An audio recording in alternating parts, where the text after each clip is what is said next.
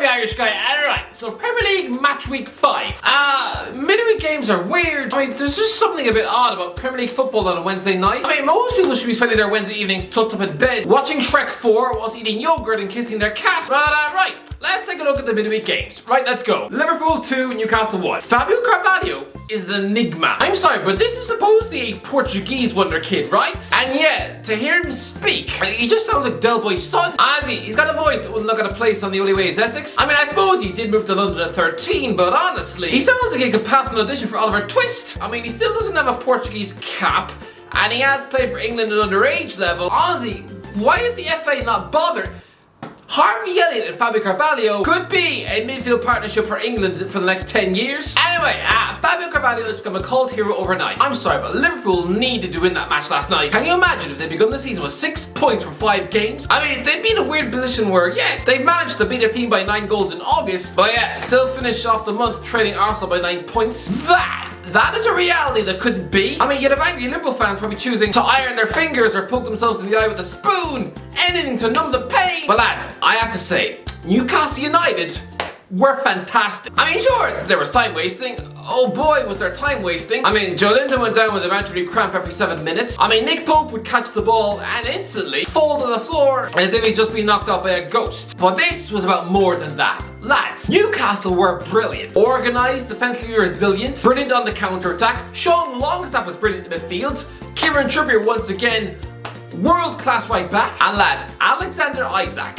He had about 1.5 training sessions this week, and he was someone who only scored 6 league goals last season, right? And I did a video saying he was going to rip the league apart. And here was the response from all of you! He scored 44 in 132 games. Chill out. Lol, the dude scored like 4 or 5 league goals last season. Mitrovic will score more than twice the amount of goals as Isaac. Yeah, Sociedad should just be jailed for doing the biggest scam on earth. If 6 goals is worth 70 million, what about 30 to 40 goals? Sociedad are laughing to the bank. That's what you call daylight robbery. He's more like when City signed Joe than when they bought Aguero. Is Isaac really that good? Seems pretty average to me. Pipe down, he scored 6 league goals last season. The Swedish Andy Carroll. Man scored like 6 goals last season. Newcastle got scammed. He's going to be a massive flop. He doesn't have what it takes to survive in the league. Isaac will flop. He's a one-season wonder who couldn't cut it in Germany. So, Isaac is going to be the next laughing stock of PL. I think Isaac is going to flop. Isaac going to flop now. Isaac is going to be such a flop. Calm down. Calm down. He's not that good. Lamau.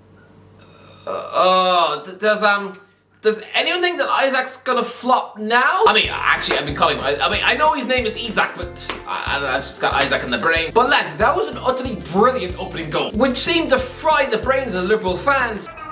Come on, Reds. We gotta pick it up. We gotta get the momentum from last week. We're on a 27-game win streak against these fools! Right, but then Isaac, he dribbles past 2 defenders to sink the ball past Alisson for a second goal. I mean, he was offside, yes, but his feet were onside.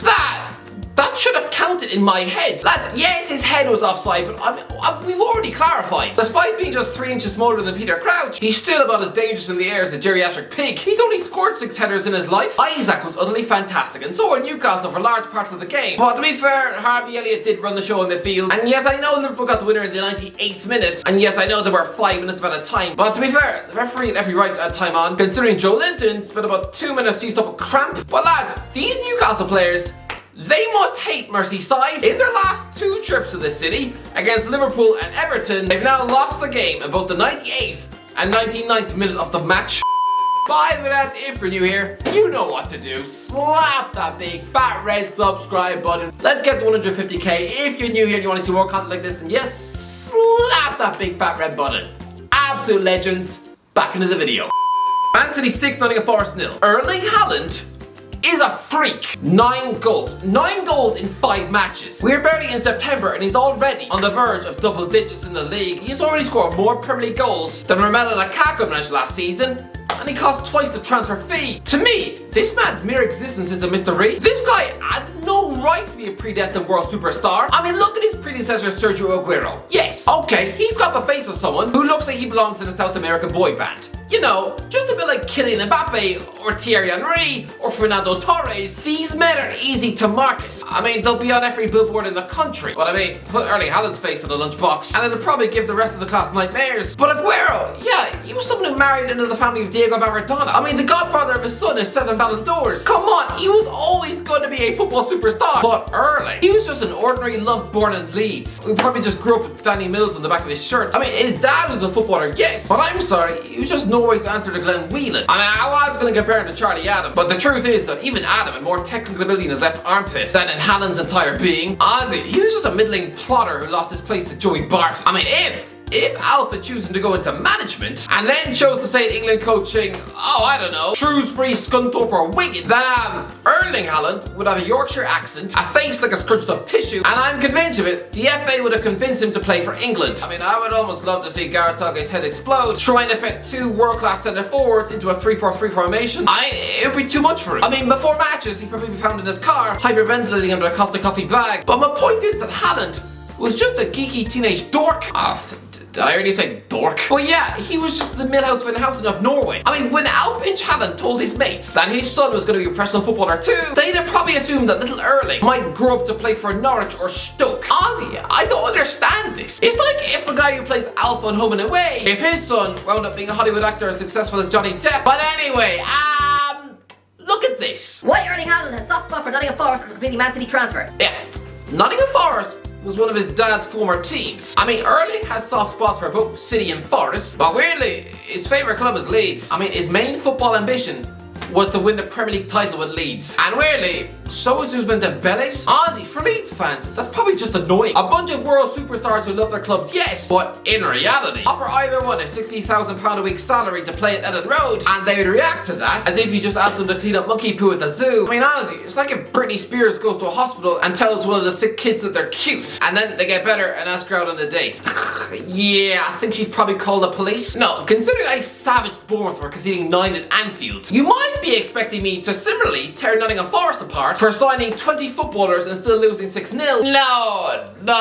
No, this is just what happens at the Etihad. Lads, 3 years ago, Chelsea conceded 6 at this ground. A year later, they were champions of the world. I mean, that was the 28th time under the current Man City owners that the club scored 6 goals or more in one single match. One was in a cup final, and I'd forgotten, Man City have actually picked up a 9-0 win too against Burton Albion in 2019. So don't worry, Steve Cooper, please don't start weeping into your bowl of Frosties. This just happens against Man City. Although don't think for a second that Jesse Lingard, being an unused sub at the Etihad and watching his team lose by 6, don't think that he wouldn't have felt like shoving a pencil case down Cooper's throat.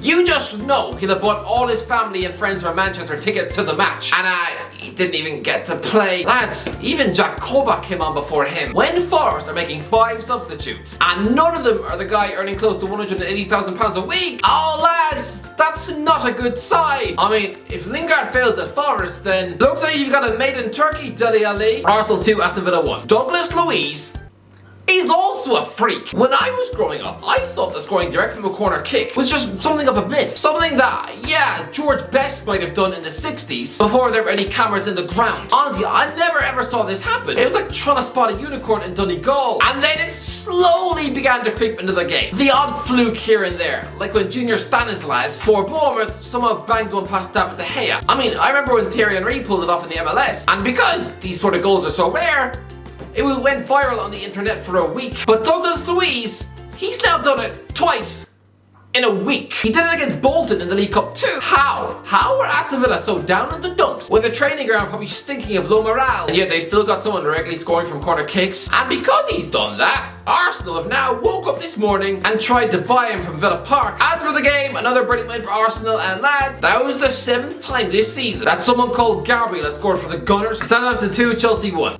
Calm down. Just stop. Good cry. Stop. Please stop. This is ridiculous. Chelsea need to sack Thomas Tuchel. What? Actual what? Last year you won the Champions League. Last year. 2021! I mean, they've had 2 bad games, yes. Losing 3-0 to Ellen Road was a catastrophe. And slipping to defeat at Southampton isn't very good either. But aren't we forgetting, Chelsea ground out a 1-0 win at Goodison Park, a ground where last season they lost the match, and they were scintillatingly good to the extent where they almost blew Tottenham out of the water. Oh yeah, and played an hour with 10 men against Leicester and still managed to win the game. What you should read into from this loss on the South Coast is that Chelsea need more players. I mean, it's why they're buying Pierre-Emerick Aubameyang, although to be fair, I do think he's largely a moody brat rat who's mostly gonna stink Stamford Bridge out. A bit like a Derby doll which has just spent a week stuffed in a toilet pipe. But I will say this, Southampton were brilliant. Adam Armstrong, in my head, he is a famously terrible striker. I mean, I confidently said last summer that for every Premier League goal he scored last season, I drink 3 pints of milk. Yeah, he scored twice and none after November. I was right. He was about as much a top flight goal scorer as I am a female aerostess. But here, he was brilliant. Buzzing about like a wasp with ADHD. I mean, he was a live wire, a nuisance, and scored the winning goal. And Romeo Lavia, an 18-year-old Belgian, he was brilliant in midfield. And lads, are you noticing now that the midfielders now excelling for mid-table clubs are Manchester City rejects? I mean, I'm raving about both he and Douglas Luiz.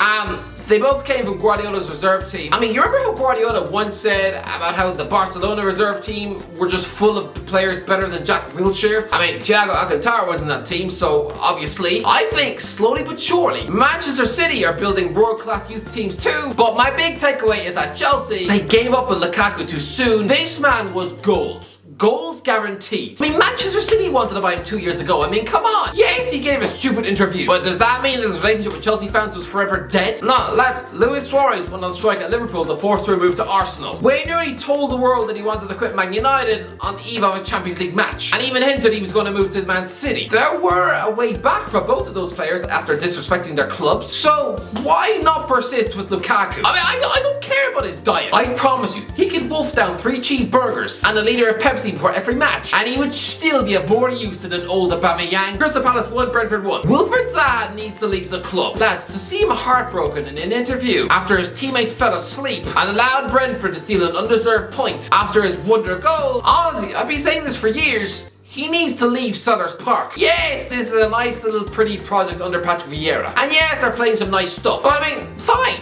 This is good experience then for Michael Olise to hone his craft. I mean, he's only 20 years old. But Zaha, he turns 30 in 2 months. Is his legacy of being in a big club just really going to be 4 games for Manchester United? The fact that a skillful baller like him was only given 2 Premier League outings for the club, when a lightweight snowco like Adnan Januzaj was given 50, it's a disgrace. To even say he was given 2 Premier League games in a Man United shirt is disingenuous too, because one was a 22-minute cameo in a 1-0 defeat to Newcastle, and the other was just a 6-minute appearance in a 3-0 win at Villa Park. That's 28 minutes. This was Sir Alex Ferguson's last present to the club. And yeah, he was given less than half an hour in a Manchester United shirt. No, just like your grandma on her deathbed, giving you a cashmere jumper she'd spent 6 hours knitting in her shed.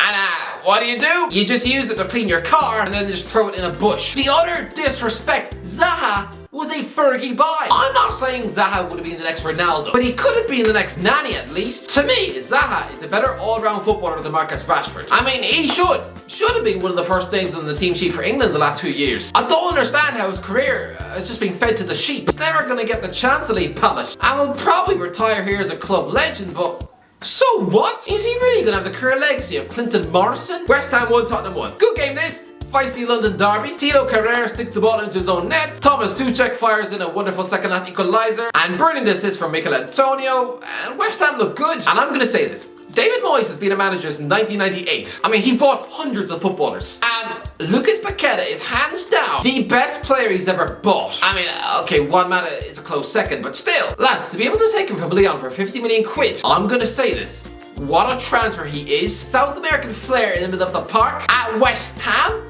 Remember how this club were so desperate to buy Juan Roman Riquelme in his pomp? On this transfer, this is similar, and you've actually managed to get him.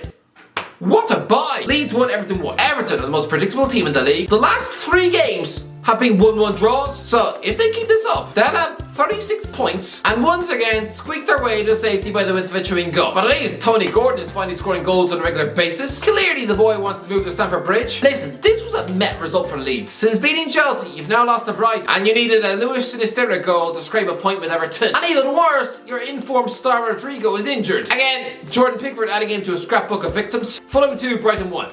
I told you Brighton weren't that good. Brilliant win for Fulham. Alexander Mitchell keeps scoring goals. But I'm telling you, Graham Potter is not that guy. Bournemouth 0, Wolves 0.